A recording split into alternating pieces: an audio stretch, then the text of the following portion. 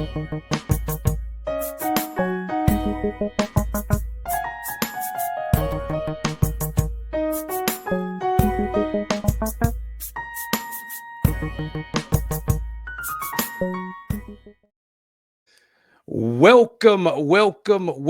to the Bison Brothers Basketball Podcast, your number one home for all things Bison basketball. My name is Chip Washington, one of your hosts, the self-appointed Bison basketball fanatic. Got my man E-Wash. Go ahead and tell him who you are. What's up? This is E-Wash, possessor of the Serious Love Jones for basketball, and ready to rock and roll.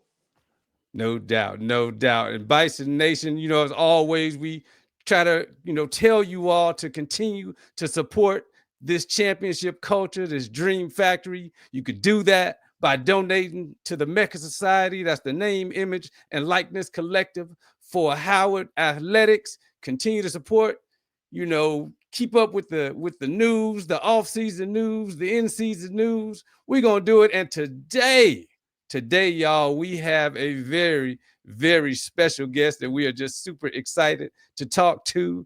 None other than the two-time MEAC Champion, Mr. Jelani Williams, as we bring him to the stage here. What's going on there, sir? How you doing? Yeah. Yes, sir. Yes. Sir, appreciate y'all for having me. Good to be here. Absolutely.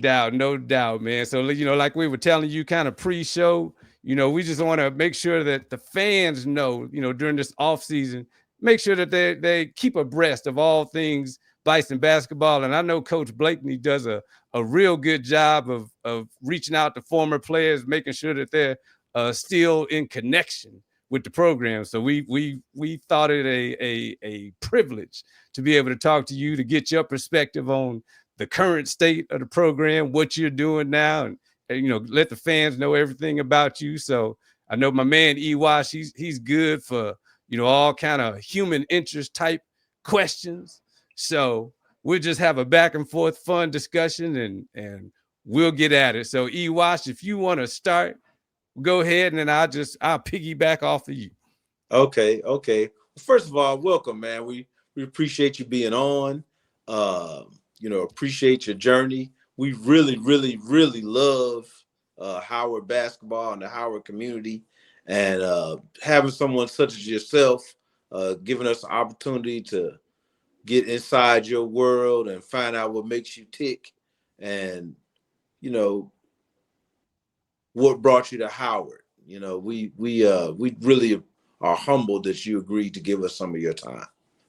Most definitely appreciate you guys for having me, man. It's a pleasure to be here. Like I was telling Chip before the game, before the podcast, I love talking about Howard anyway, so it's good to be here. That's awesome. That's awesome, man. That's awesome. So many different places to start, man. And I guess since we all talking about Howard, what drew you to Howard? That's probably would be my first question for you. What made you, given you have such a diverse, knowing that you're in the Ivy League and you're from the DMV and that kind of thing, what made you say, I'm gonna take my talents to Howard University? I mean, so many things. Honestly, I think for one, I'm from the DMV area. I grew up in PG County, Maryland, and my dad moved to DC when I was young, so back and forth between Maryland and DC. So I was already familiar with the area, with the Silwell Friends High School, not too far from Howard, 20 minutes away. I actually went to the public charter school, the middle school on Howard's campus in 8th grade. So I was really familiar with just the culture of the campus, the school itself. And when I was finished with my time at Penn, I had a lot of adversity there, just injuries and different things like that. And then obviously, living through COVID at that time and all those things. And so I played my year at Penn, after a bunch of injuries. And when I put my name in the portal, I kind of was like, I want to be back close to home. So I was looking at a bunch of schools back home, looking at Georgetown, looking at George Washington. And the one school that really stuck out was Howard, really because of Coach Blakeney and Ty Thornton and the other coaches that were there, like they were, you know, I put my name in the portal probably halfway through the season at Penn as a grad transfer. And, you know, middle of the season, and you got a head coach who's calling you. And you know, I kind of told him, like, you know, I'm focused on the season, but he still was watching my games and texting me, you know, win, lose, or draw about, you know, some of the stuff he was seeing, how much he wanted me to be a part of what they were building there. And so I just really felt comfortable with the staff. And then obviously, you know, coming back and being able to take a visit during the springtime, be on the yard, see some of the students, and you know, have my whole family on campus for the visit. It just felt like a real family environment. I was back home, and like, you know, they took me by the middle school that I went to. I got to see some of my old teachers and stuff like that. So you know, just all of the homey feeling about it, and the family environment that they cultivate, but then also the basketball situation and knowing, you know, the opportunity to come home and do something special that really hadn't been done, you know, since '92 at that time. So it was just kind of like the best of all the worlds really aligning. And I felt like that was an easy choice for me. Like, I didn't really take any other visits. I visited Howard and committed the next day. So. Okay. Yeah, you know, it's funny, when I was kind of doing some background research on you, a couple of things popped out, and one of the things that stood out to me the most was seeing that somebody did a story about you in the Athletic. How did that come about? That was really impressive, man. I read that today, and I was like, wow, this guy's really something, man. And you know, having a major publication like that, you know, feature you. How did that come about? Yeah, so that was one of the crazier times in my life, honestly. I kind of hinted at it a little before, just like my journey in college basketball. You know, coming out of high school, I was one of the better players in the DMV area. Humbly, I'll say that. But you know, I had a lot of college interests, different schools that recruited me. Similar to my decision to come to Howard, like Penn was on me early, and I felt really comfortable there. So I decided to go to Penn despite having, you know, some bigger basketball offers. But when I got to Penn, and as a lot of young people do in college, like, I faced a lot of adversity. I had, you know, 3 consecutive ACL tears. And then, you know, fourth year that was lost to COVID pandemic and the Ivy League canceling the season. So I missed, you know, in between my last high school game at Sidwell and my first college game at Penn, you know, almost 1,800 days of basketball with no basketball. And so that in itself is just a crazy story in general. Not too many kids go through at that age, you know, 3 ACL surgeries and come back in the first place. Right. But then you add the COVID year onto that, and just the emotional turmoil and all that stuff that I was able to go through and come out on the other side of. I think, like, you know, when I did get back on the court, our media people at Penn did a good job of like connecting me with different publications. Some of the local publications in Philly had already sort of documented my story. And then, you know, when Dana O'Neill from The Athletic got in contact with our you know, our folks and wanted to do the story, we ended up doing similar to this, like 45-minute conversation. And she wrote, you know, a really, really cool piece about my whole journey, and it was really detailed and all that stuff. And from there, the story kind of took off. I ended up getting another write-up in ESPN by Myron Metcalf, who, you know, was one of the more prominent figures in that space as well. And so, you know, for 2 weeks, I was like the most popular basketball player in college basketball. So it was a really cool time. Yeah, that was real amazing, man. And clearly, you know, it says a lot about you. You know, you keep when I kind of go through your story, you know, you mentioned that you went to Sidwell Friends. I know that's some pretty rarefied air. Even in the article, you know, they mentioned all of the politicians and so people of note that have gone to that school, and then to go to Penn, and then now to be at Howard. You know, what is it? You know, what stood out to me also was that it seems like there's so many Ivy League people that end up at Howard in the basketball program. What do you think attracts them? You know, not that you can speak for everybody else, but, you know, again, you know, you've been just, as my father would say, you've been crapping in some high cotton for a while, look like. Yeah. That's a good question. I think a few things. One, and I should have said this earlier when you asked me what attracted me to Howard, excuse me. When I visited Ty Bibbs and Randy Brumont, who were at Howard at the time. I had transferred in from Columbia, and they had nothing but great things to say about the program, the school, all of those things. And so that was part of it. I also think just like the way, so obviously KB has a ton of experience in the Ivy League. He coached at Harvard for a little bit. He was most recently at Columbia.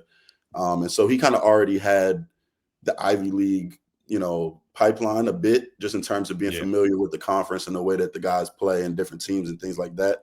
I think the style of play at Howard is similar to an Ivy League program, just in terms of ball movement, passing, cutting. You're not doing as much of the isolation basketball as a typical, MEAC team, or even just a college basketball team in general.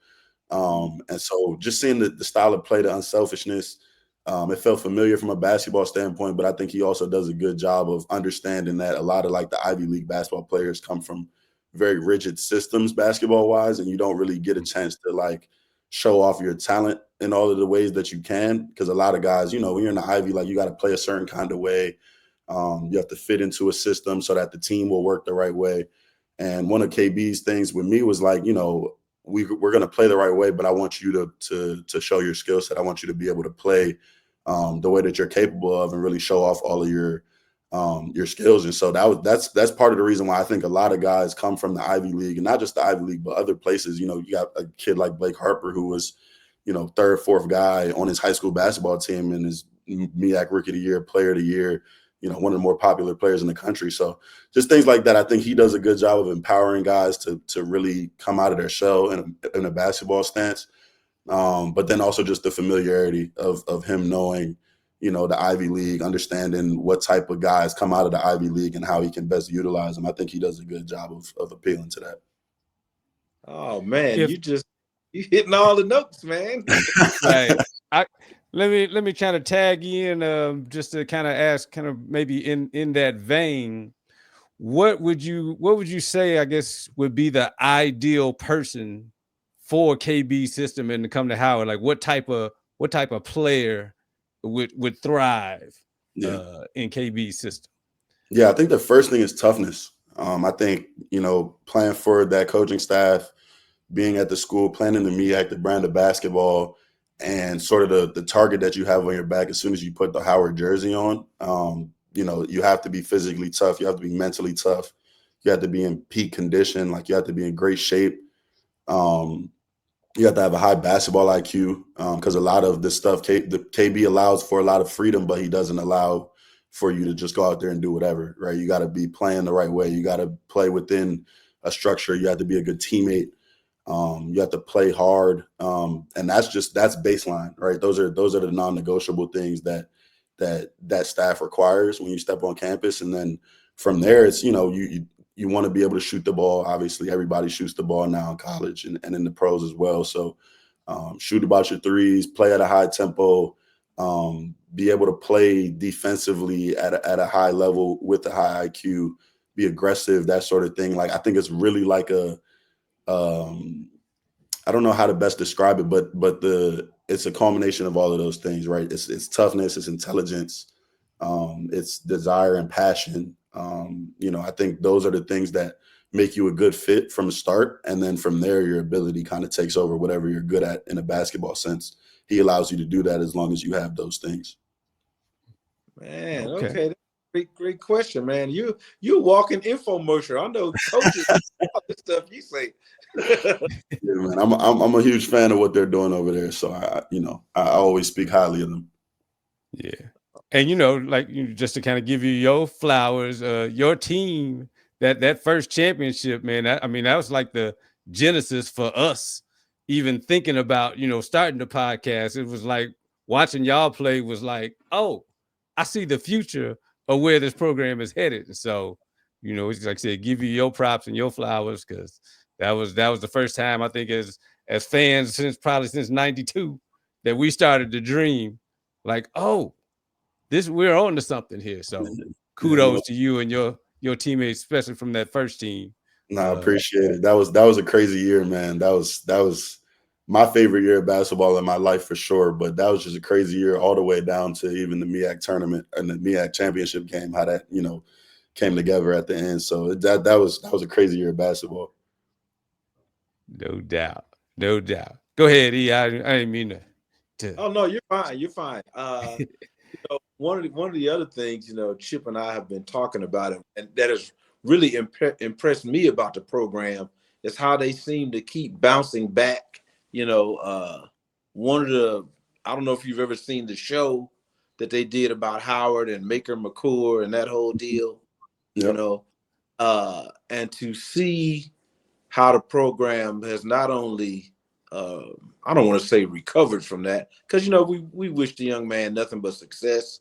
But I was so impressed with how Coach kind of, especially since it was early on for him, managed the transition from, one guy getting all of the hoopla to where things are today. If you had any advice for Coach, is there anything maybe you would say to him that maybe either change or something he would emphasize even more to continue to attract players like yourself to the program?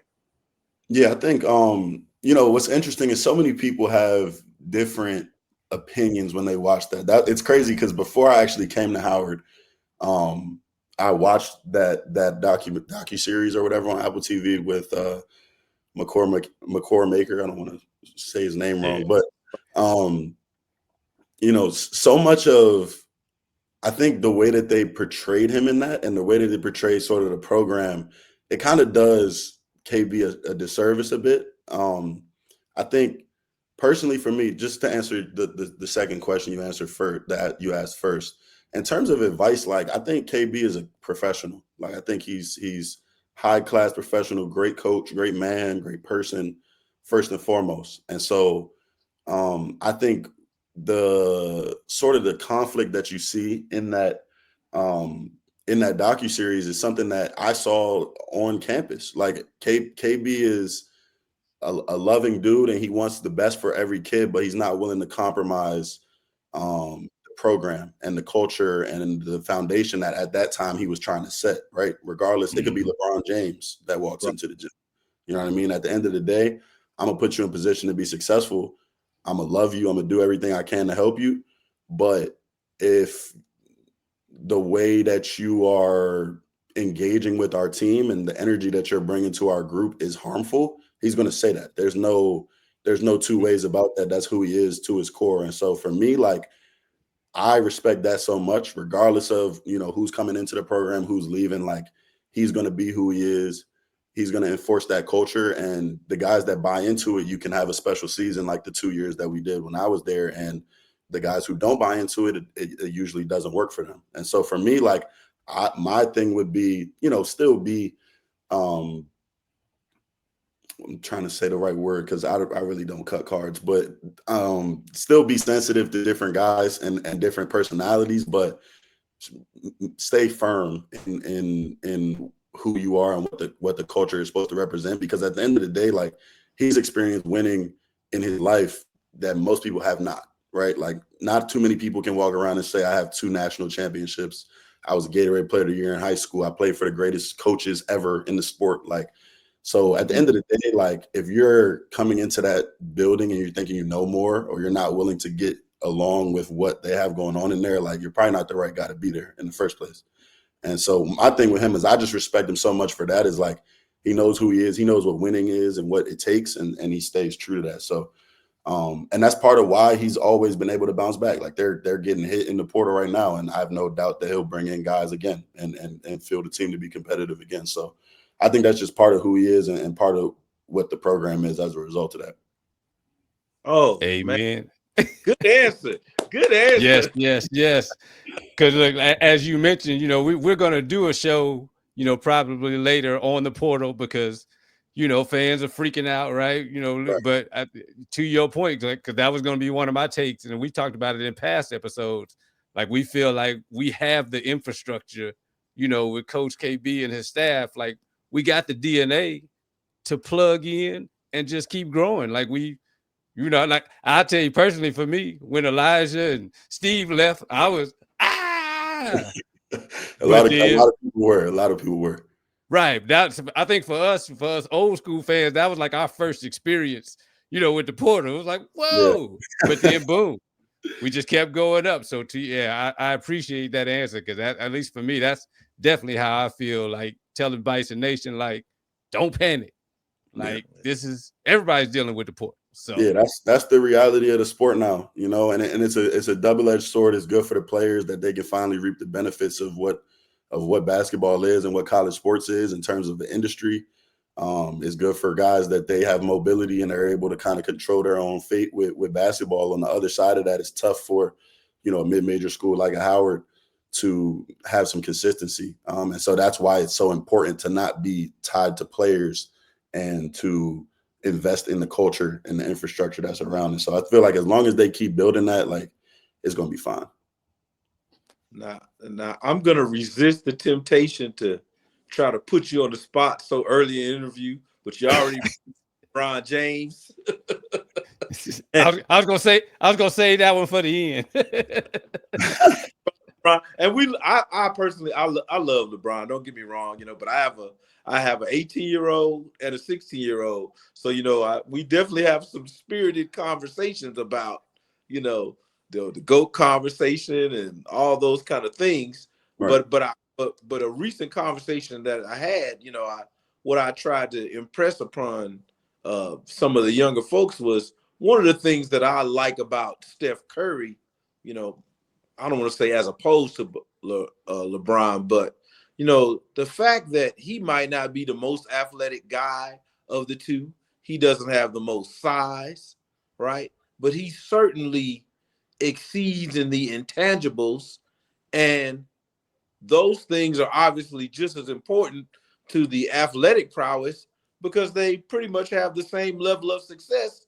If anything, Steph might have a little more success, in spite of him being at a disadvantage. And so I feel like those things aren't requirements. You don't always have to have the guy with the 40-inch vertical and all those kind of things. And you seem to not only embody that, but you seem to be speaking life into that paradigm as I listen to you. Do you think that's an accurate assessment, or?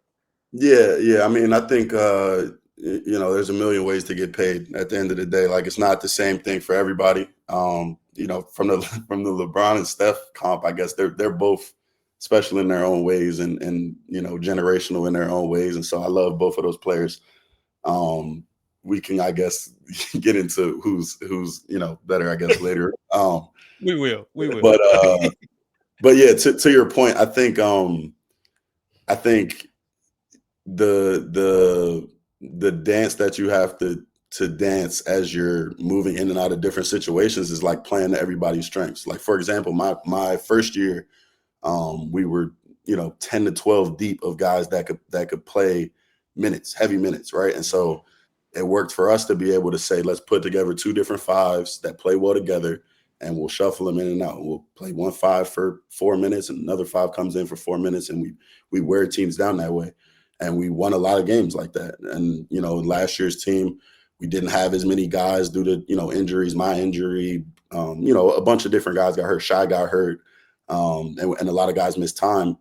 And so we had to play a little bit more of a slower paced game. We had to grind it out and try and figure out how to muck up games and figure out how to win that way. Right. So I think, it's all about being versatile. That's where the success comes. And that's if you can only win when you have the best players, you're not the best coach. You know what I mean? You gotta be able to be. Okay. I kind of lost you guys a little bit there. Okay. Can you hear me now? Yeah, we can hear you. Yeah. I was just saying, I didn't hear all this answer. I'm sure it was stupendous though.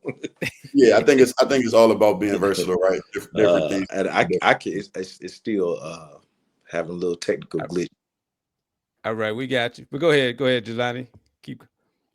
Yeah, no, I was just saying I think it works. Every different things work for different teams, different programs, different guys, right? And I think the great thing about a coach like KB and the staff over there is that they know how to put guys in spots where they can be successful. So that was just my point, is like, Steph needs to shoot 12 threes a game. Brown plays inside the 3-point line.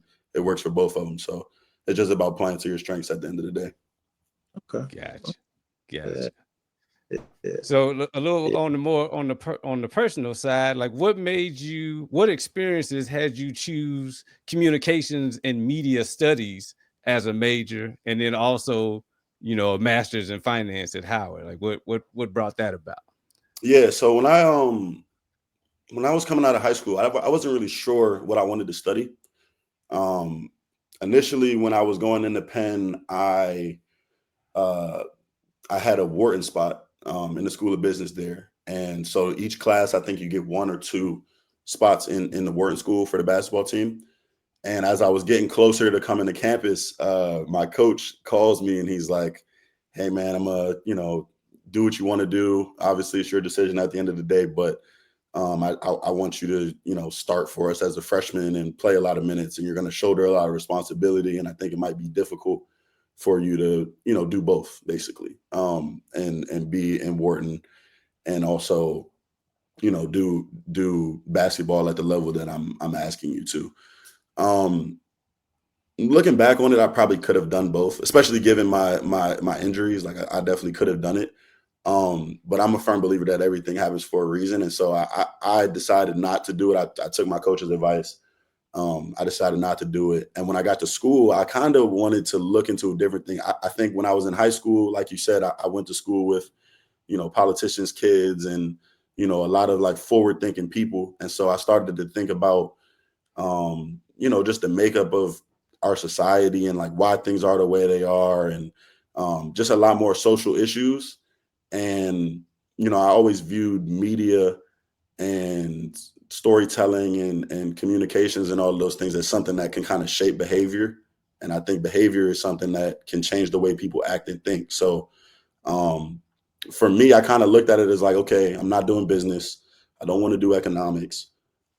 Here's something in communications that I think, one, I'm actually interested in. I watch a ton of TV. I listen to podcasts. Like I do all that stuff anyway. So why not learn about, how media can affect people in their, I was always interested in like consumer psychology and different things like that. And so I viewed communications as like a way to sort of think about like, okay, how does the media and what people are consuming sort of affect their psychology and their behavior? And yeah, I mean, I work in marketing now, so it turned out perfectly, honestly. But yeah, that's sort of what pushed me there. I was a communications major with a concentration in like advocacy and activism. Okay. And so it lined up pretty well. And I was also an Africana Studies minor. And then when I got to Howard, I kind of regretted not doing business. I was happy that I got I was happy with my experience, but I did want a business degree. And so I was like, I tried to do an MBA at first, but because I didn't do business undergrad, I couldn't get into the MBA program. And they were like, but you can do, your master's in finance. So I went that route. Oh, awesome. It's, the fact that you mentioned some of these social justice things, it reminded me of something else that I got out of the article I wanted to ask you about. They mentioned at Penn they had an athletics racial task force. Could you talk to us a little bit about, your experience with that how that came about, and then, sort of comparing what it's like from a, I guess, social justice aspect being at Howard? Yeah. I want to be careful with my word choice here. Okay.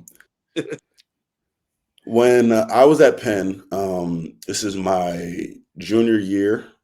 During COVID, you have the murder of George Floyd, and everybody's at home. There's there's global protests. Me and my dad and my brothers, we went out to the protests in DC. We get a chance to really experience some of that stuff. And man, I'm trying to figure out how to say this the right way. The athletic department at Penn wanted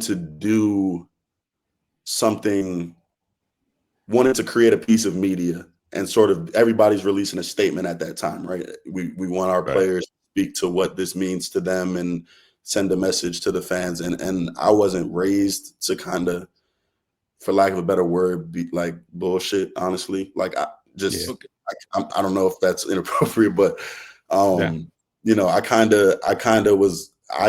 me and a few other athletes just kind of challenged Penn Athletics itself on just like we're not going to sit here and write about what this means to us and go have a statement when you guys don't have any Black coaches, right? There's no anti-racism training for coaches. There's no infrastructure here that protects Black students, protects Black student athletes, and creates a safer space for us. And we feel that. And so we're not going to be, for lack of a better word, the tokens that you guys put out there, right, and say, look at our smart Black student athletes who have something to say about this, so that we can act like we have all of our stuff together. And this was like my junior year. And literally from that moment, the task force was one piece of it, but it really, I kind of found my voice in a sense of like, I was on campus. I was involved in a lot of different initiatives on campus. I spoke with, the university president and like, our athletic directors and different coaches and different things like that. And I was very heavily involved in, all of the different things that I felt like Penn needed to do better. The flip side of that is we faced a lot of backlash. One of them made, not necessarily from Penn, but like my senior year at Penn, the year I played, my team decided to sit during the anthem, and one of the biggest donors in the school's history decided to pull his donation, and it was news. It was written about in the Philadelphia Inquirer and all of those different things, and he said some choice words about us and our decision, and so just the back and forth with that. I was getting interviewed on that question, and I had to say things and speak to that. And so that was a really interesting experience for me, because it was the first time that, all the things that I had learned, like I said, I was an Africana studies minor. I was sort of politically interested when I was young. I was raised by educators. And so like, that's always been part of who I am. And so that was the first time for me that all of the things that I've learned and everything that I kind of stood for was like put to the test, and I had to really stand in front of it and kind of speak to what I believe in. So, that whole process, I would say probably about 2 years being there was, it was good for me personally. I would say it was frustrating in terms of what came out of it. Because I still, I go back and look at Penn and there's still no Black head coaches. Right. So like you kind of think about like, all of the different things that you did and how much of an impact you were actually able to make. On the flip side of that, like, again, to Coach Blakeney, knowing how to speak to players and speak to kids, right? Like he read up on all of that stuff, right? He knew like that was part of who I was. It's part of what, I stood for, what I wanted to do. And he understood some of the challenges that I faced at Penn.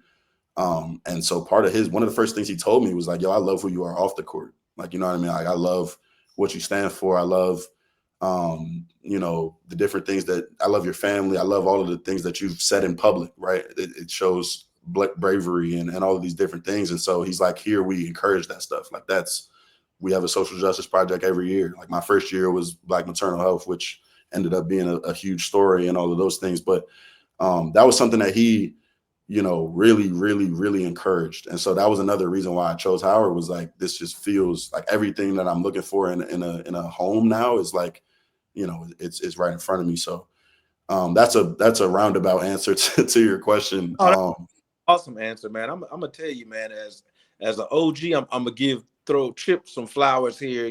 Hopefully, well, I don't know if he would appreciate me saying this or not, but he was a participant in that administration building takeover in the 90s and that kind of thing. There we go. Oh yeah. So our family's not unfamiliar with some of the things you're talking about, and you're certainly making me have, as an OG and an unk, as my kids call me, a Lamar moment, in that you make me feel like we're gonna be all right, man, listening to you. Yes, sir, man. It's all about, the stuff that you guys did back then and pushing it forward to the next generation. I'm trying to get my little brother on it as well, so it's all about paying it forward. Yeah, No doubt. Yeah. I got one more, Chip, if that's okay. Yep. Yeah, go ahead. Yeah. One of the other things that also stood out to me about that article was your willingness to sort of embrace mental health. That's sort of like a fancy buzzword thing now. And, I'm kind of thinking about the gymnast name is escaping my mind right now. And they were giving her a hard time in the Olympics and stuff. Simone Biles. Yeah, Simone. How all the mental health issues came to the forefront from her experiences. But when I read that athletic article, and you seem to embrace that, what made you so comfortable? I think, if I'm not mistaken, they talked about in the article, given all the things you went through with rehab and, all the knee surgeries and, how you had to sort of come up with, am I going to keep doing this? And I think you went to a counselor or something like, do I have that right? Yeah. So that's a great question. I'm glad you asked it, because that's something I always do try to speak about when I'm speaking about my journey in public. I'll start by just saying, like, where we come from, like, in the communities that we're raised in, like, therapy is kind of looked at as weakness, seeking help or feeling like you need to go speak to somebody about whatever, right? You could be, I also say you don't need therapy just when something's going wrong, right? You need therapy all the time just to talk through, the good things in your life, the bad things in your life, things you might not be looking for. Like, that's what therapy is for. Like, these are trained professionals to help you sort of comb through all of the different things that we go through as people. But to answer your question specifically, like, I was comfortable speaking about it because I got extremely uncomfortable before going through it. My first ACL tear, I was raised to face a setback with, 15 minutes of crying, and then you attack the challenge, right? My dad always told me, cry about it for a second and then get your ass up and go do what you got to do. So that's how we're raised, right? So my first time, I'm like, I'm a 16, 17-year-old kid, and I just lost my senior season of basketball. And I have all these goals. I want to win a conference championship. I want to finish the right way. I want to make, all Met in the area and all of these different things. And so my goals are snatched like that. I didn't know how to deal with that stuff, but my dad told me, cry about it for 15 minutes and then let's go to the doctor, right? So I did that the first time, and I get through that rehab. I seemingly get to 110%. I go play out in Italy for our foreign trip with Penn after my freshman year. I'm starting. I'm playing really well out there. Like, I'm looking like this is my team next year. And a couple of weeks later, boom, other ACL. Right now, I'm depressed. Now this is happening again. I just did it, so I know what the rehab process looks like. Like, I know that mountain I got to climb again. So now I'm down. Like, at that point, that's the hardest year of my life, right? My second ACL tear was the hardest year of my life. I go into a deep depression, skipping rehab. I'm skipping practice. I got skinny. I wasn't my full self, right? But I'm also always taught that when I'm around people, you have to represent yourself a certain way. So nobody knew that. My parents didn't know that. I'm going to practice. Hey, Lon's here today. I'm laughing, joking, whatever. But I'm going through it at home. You know what I mean? So you get that experience. And I rushed it back. I didn't attack the rehab the way I should have. I rushed back on my rehab. I get back in 8 months. It's supposed to be a year recovery. I get back in 8 months because the doctors cleared me a little early. And I jump right back into it, right? Like, I'm tired of the rehab. I want to play basketball. So I tear my ACL again, the same one. And so now I'm like, okay, I got a decision to make, right? Like, am I going to put myself through that hell that I just went through for 8 months, mentally and physically? Or am I going to call it quits right now? And the first thing I say, like, if you ask my parents about this too, like, the first thing I told my dad when I got home because I was in Philly that summer, when I got home to DC, the first thing I told my dad was, like, I need to talk to somebody. Like, before we do this rehab, before we get this surgery, before I start this process again, like, I need to talk to somebody, like, because I need to figure out if I need to do this again, or if I want to do this again, or if I have it in me, right? Like, I want to play, I do, but I can't put myself through what I just went through mentally for the last year. It's not working, right? And so I made the tough decision. People looked at me crazy at the time. I made the tough decision to withdraw from school for a semester, my junior year. I seek counseling. I found a new physical therapist. I lived with my mother for about 6 months. No school. I didn't want to deal with the stresses of being at practice and being in classes at the Ivy League and all that stuff. And that was like the best 6 months of my life. like literally, like the second I decided, okay, I need help with this. I'm gonna go home. I'm gonna seek counseling. This is the first time I ever went to therapy in my life, right? This woman named Joyce Woods, like literally changed my life. Like broke me all the way down and built me all the way back up, right? And so from that moment, like I looked at everything differently. I approached life differently. I approached basketball differently. And I think that's why I am who I am today, is genuinely because I went through all of those things and addressed the mental side of it in a healthy way. That I'm, I can, and not to say that it's perfect. Like I still have tough days. Everybody does, but like, I just have coping mechanisms that help me deal with things now. Whereas like a lot of kids and a lot of people that look like us don't, because they view that a certain kind of way. And so I always speak to that as like, it literally changed and maybe saved my life.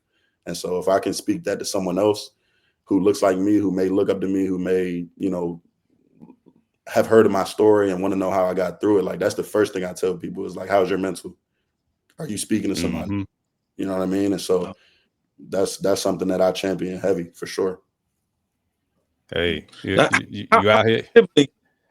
Oh, I'm sorry. No, go ahead. How many siblings do you have, Jelani? I got 2 younger brothers. So Elijah, who was at Gettysburg, he transferred to Howard. He was with me last year. If you remember the Norfolk game in the semis last year, he had like 8 points or something like that down the stretch after Seth fouls out, literally saved us in that game. So Elijah is the middle brother. He's 2 years younger than me. And the youngest is Caleb. He's a freshman. He just finished his freshman season at Georgetown. 2 younger brothers. Yeah, so many great answers, man. I just knew you were going to say you were a middle child like me. Nah. I'm the oldest, man. I had to go through the fire first, man. So I got a lot of pieces to give to people. No doubt. So kind of on a tangential side, a lot of times, especially with KB, he talks about that Duke brotherhood. Mm-hmm. From my standpoint, I feel like I see a budding Bison brotherhood. Like even for the, the guys that left, say through the portal, am I off? Is there a budding, kind of Bison brotherhood? And how would you describe that brotherhood? 1,000%. I think it's twofold, right? You have the guys that you played with. Those 2 teams that I was on at Howard, 2 of my favorite years of my life, from a basketball standpoint, from a life standpoint, just the experiences that I made, the connections, the love that we share as, not just champions, but guys who was in the trenches with each other every day, right? You got to playing at Howard is tough. I think that's part of what fosters the brotherhood. You waking up at 6 a.m. and you got to go deal with KB. Like if you played for KB, like those practices are not easy and they're not supposed to be. He doesn't make them easy. Because when the bullets is flying and the game is on, you got to be ready to deal with some hard stuff, right? So I think it's twofold. The players, 100% of brotherhood. Any of those guys call me, I'm picking up. Like no questions asked. You need anything? Whatever I can do to help. I tell them that all the time. Like even if I didn't play with the young guys that came in this year, when I would go back, like if y'all need anything, advice, like whatever I can do to help, like I got you. Just because you put the jersey on, that's part of it. As long as you represent it the right way, you know what I mean? As long as you do what you're supposed to do. And then on the other side of it is the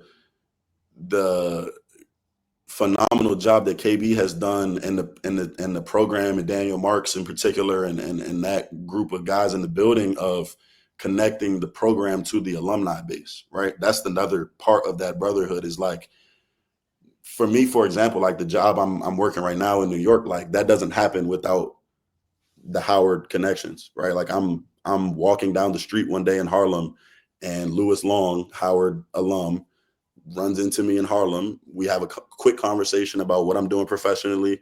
He calls me an hour later. I'm with this woman who's looking for a chief of staff. 2 weeks later, I'm up in New York interviewing, and now I live here and I work for her as a chief of staff. Like just stuff like that. Like that doesn't really happen anywhere else, really. And that's a testament to, what KB has been able to do and what the program has been able to do since he took the job of like connecting with the alumni and making sure that that's a part of your experience as a Howard basketball player. So 1000% that brotherhood is real. It has deep roots and it's going to continue to grow. So they're doing a great job. Mm-hmm. And to your point, kind of on that network, and so our current co-host he's on injured reserve, Brian Foston. Ashley Foston's dad. That's my guy. Yeah. Yes, sir. But we always talk about how we're 2 degrees, if not 1 degree, from just about anybody in the country because of the Howard Alumni Network, the Brotherhood, and so I'm glad to hear that. Like I said, from a basketball standpoint and just a Howard student standpoint. Yeah, absolutely. And speaking of, I know I saw a couple of interviews where you talked about winning that first championship as a good basketball memory. But what's your favorite non-sport Howard moment and or memory, just as a student? Oh man, that's a great question. I know exactly what it is. Actually, so my first year at Howard, like I said, a big part of the program is the social justice piece. And we decided to organize that first year around like the Black maternal health and maternal mortality crisis.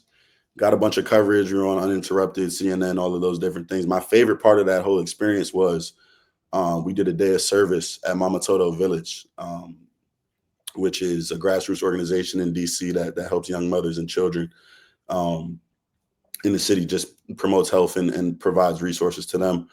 And my mom was able to come and join us on the day of service. And so me and my mom are working, on behalf of exactly right here. I wonder if my mom's in this picture.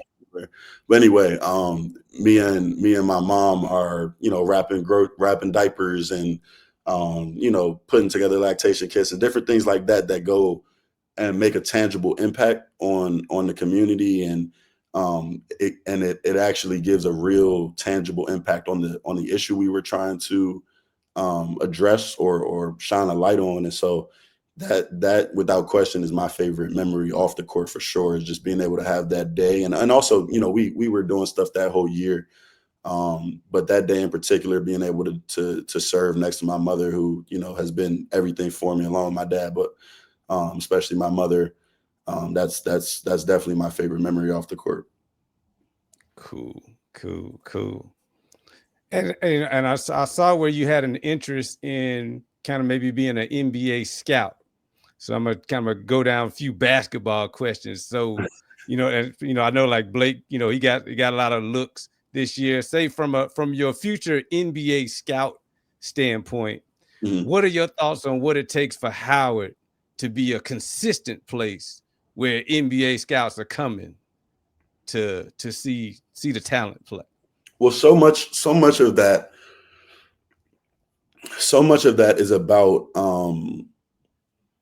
is about connections. I think like the NBA,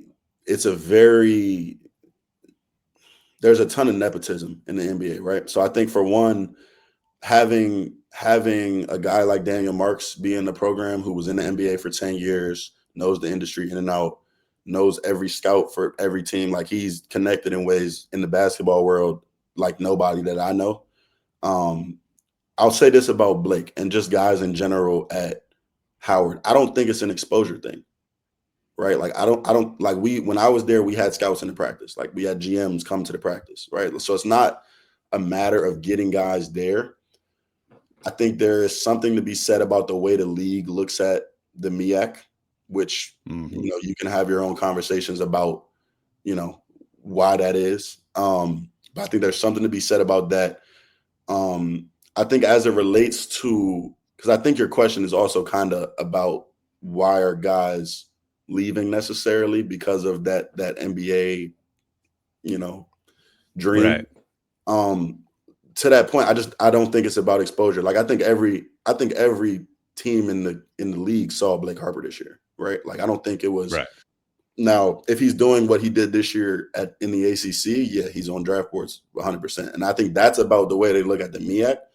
I think Blake's situation was just so many more external factors and things that as a young man you can't really pass up.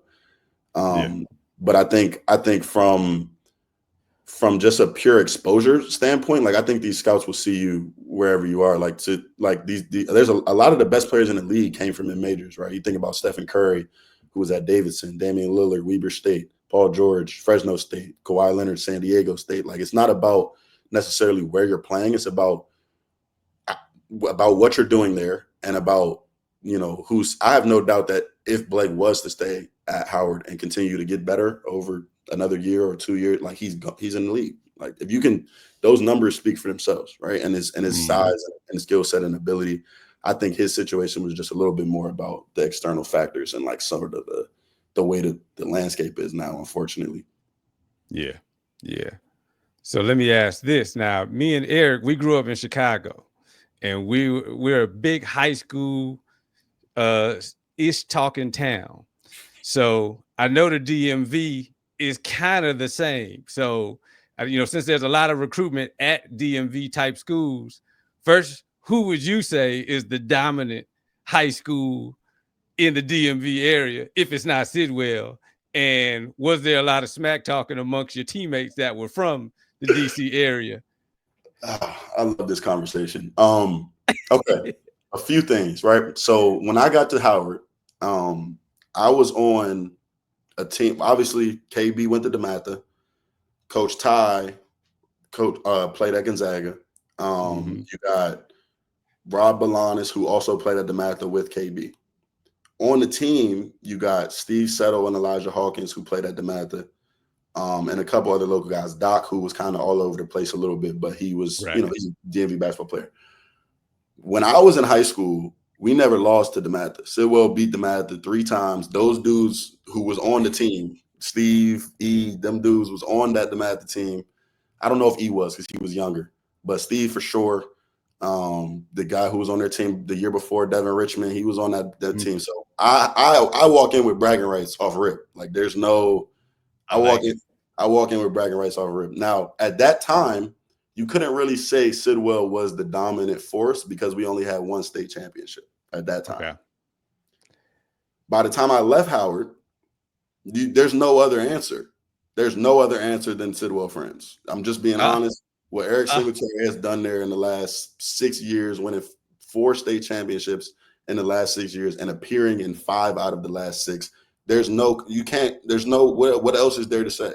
Like, they won 4 straight conference championships. Like, we're second in NBA players to DeMatha. That's it. Yeah. So Gonzaga, no. PVI, no. O'Connell, no. None of them schools have the pros that we have. None of them schools have the winning acumen that we have. Like, there's really no other answer. And people don't want to say it because Sidwell is this small school that wasn't a basketball school for so long. But if you take the last 6 to 10 years into account, there's really no other answer, honestly. In my opinion, I'm biased, but like that's, you're just looking at the facts of the matter. Maybe PVI, that's like the only other one, in my opinion. Here at the Bison Brothers Basketball Podcast, we encourage the ish talking and the bulletin board material. So Doc and them are gonna be watching this, and they're gonna be like, they're probably gonna have something to say. So I'm coming with facts, man. Look, we could put my facts up next to their facts any day. I'll tell them that all the time. No doubt. Cool. So here's the, I know E had to take a little break there, but here's the closing question. Yeah. And after I read the bio, I was like, well, you might have to add your guy in here, but this will let us know if you really know about basketball, because there's only one answer. There's only one answer. All right, let's do it. Who's the GOAT? Is it LeBron or MJ? And like I said, I know if you got to throw your boy in there, we'll allow you that grace to do it. But LeBron or Michael, and why? Okay. Let me start by saying Kobe Bryant is my favorite basketball player of all time, my favorite athlete of all time across all sports, right? For my own reasons. I grew up watching him. He was dominant in my younger days. Third all-time scoring. Like, he has the numbers to back it up. He's my favorite player of all time. I won't call him the GOAT. I rode that train for a while. I won't call him the GOAT because there's another guy. What I will say is between Bron and MJ, I know that a lot of the talk is that, the young guys never watched Mike, and so, they can't really relate to how dominant he was, right? And I guess that's fair. I personally think that LeBron is better than Mike. He's greater all time to me for a few reasons. One, Mike won more. He won more rings. Yes. Bron has won more playoff games, more playoff series, and still has 4 championships. So the winning, we want to talk winning, they both have won at a high level in their careers for a really long time. Now you have to get into individual versus individual, because winning is a team accomplishment. And when you go individual versus individual, it's really no other answer. Like, he's been doing this for 20 years. This is not, and I'm a Kobe guy, so this actually hurts me to say. Like, I grew up, my whole life has been, Kobe's the man, Kobe's the GOAT, et cetera, and Kobe's still my favorite. But what Bron has been able to do throughout his career, and specifically in this back quarter, I would say, of his career, from, the last 5 years, however you want to say it, like, the fact that he's still out there as a top 5 to 7 player in the NBA at the age of 40, what are we talking about? There's nobody, like, I don't, if someone else has done that, please enlighten me, because maybe I'm missing somebody.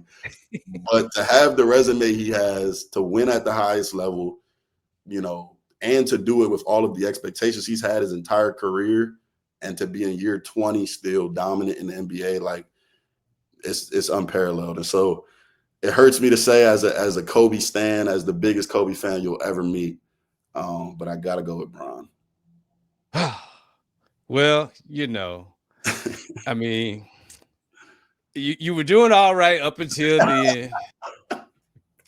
Sometimes if you don't know about basketball, it's okay to admit it. So I just gave you empirical data and facts. You did. That's my argument.